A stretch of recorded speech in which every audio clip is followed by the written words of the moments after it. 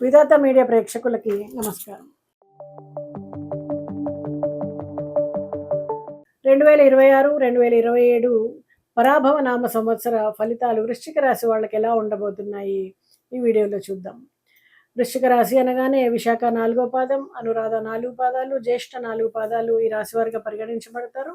మరి మీ పేరు గనక తో, నా, నీ, ను, నే, నో, యా, ఈ, యు అనే అక్షరాలతో గనక మొదలైతే ఈ రాశి ఫలాలు మీకు కూడా వర్తిస్తాయి. మరి వృశ్చిక రాశి వాళ్ళకి ఆదాయం 11, వ్యయం 30గా ఉంది. రాజ్యపూజ్యం 2, అవమానం 6గా ఉంది. మరి ఈ రాశివారి గోచార ఫలితాలని గమనించినట్టయితే ఈ సంవత్సరం అన్ని రంగాల్లో కూడా రాణిస్తారు. పరిస్థితులు అనుకూలిస్తాయి. కార్యసిద్ధి ఉంటుంది. మనోవాంఛలన్నీ కూడా నెరవేరే అవకాశం ఉంది. ఉత్సాహంగా ముందుకు సాగుతారు. దూసుకెళ్తారని చెప్పొచ్చు. ఆదాయ వ్యయాలన్నీ కూడా సంతృప్తికరంగా ఉంటాయి.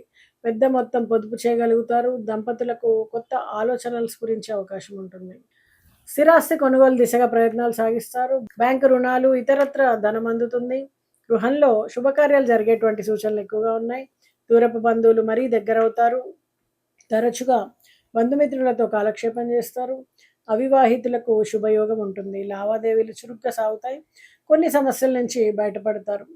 మరి దుబారా ఖర్చులు తగ్గించుకుంటారు. వివాహ ప్రయత్నాలు తీవ్రంగా కొనసాగిస్తారు. ఒక సంబంధం కుదిరే సూచనలు ఉన్నాయి. అవతలి వాళ్ళ నుండి తాహతును క్షుణ్ణంగా తెలుసుకోండి. గృహ నిర్మాణాలు, మరమ్మతులు అన్నీ కూడా చురుకుగా సాగుతాయి. వాస్తుదోష నివారణ చర్యల ఫలితము తక్షణం కనిపిస్తుంది. సంస్థల స్థాపనకు కానీ అనుమతులు మంజూరవుతాయి. నోటీసులు అలాగే ఆహ్వానాలు అందుకుంటారు. అయిన వారి మధ్య కొత్త విషయాలు ప్రస్తావనకు వస్తాయి. మీ ప్రతిపాదనకు ఆమోదం లభిస్తుంది. ఉద్యోగపరంగా మంచి పరిణామాలు ఉన్నాయి.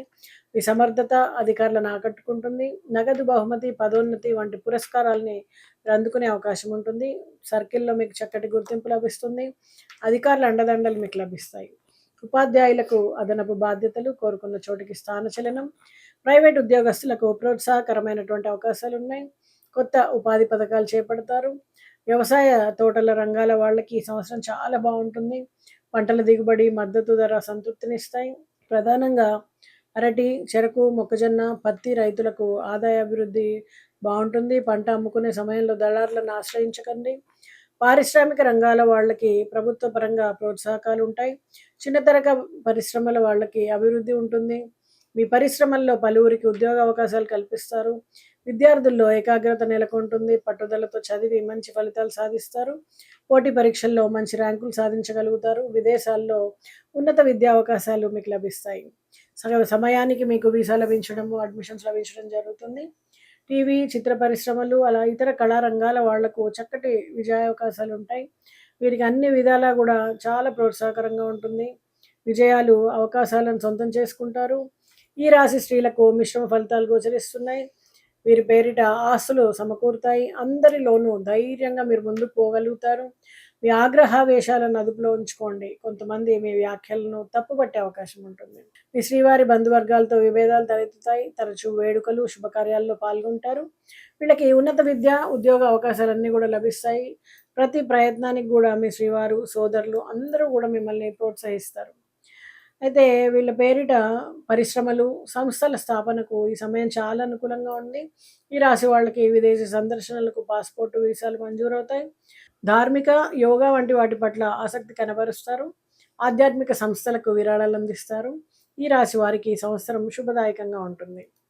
మరి పిల్లల వలన మీకు కొంచెం చికాకు తలెత్తే అవకాశం ఉంటుంది. వాళ్ళ సన్నిహితుల ద్వారా కానీ, స్నేహితుల ద్వారా కానీ, వాళ్ళ అలవాట్ల ద్వారా కానీ ఏదైనా ఒక చిన్న గొడవ జరగడం, దాని ద్వారా మీకు మనస్తాపం ఏర్పడడం ఇలాంటివి జరగవచ్చు.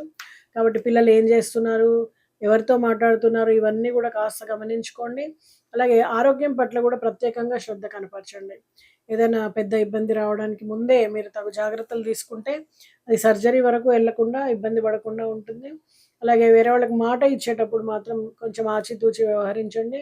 ఎందుకంటే అనేక రకాల ఒత్తిడులతో మీకు సమయం గడుస్తుంది కాబట్టి మాట నిలబెట్టుకోలేకపోతే రిలేషన్షిప్ ప్రాబ్లం వచ్చే అవకాశం ఉంది. కాబట్టి మాట ఇచ్చే ముందే మీరు దాన్ని నిలబెట్టుకోగలనా లేదా అని ఆలోచించుకొని మాట ఇవ్వండి.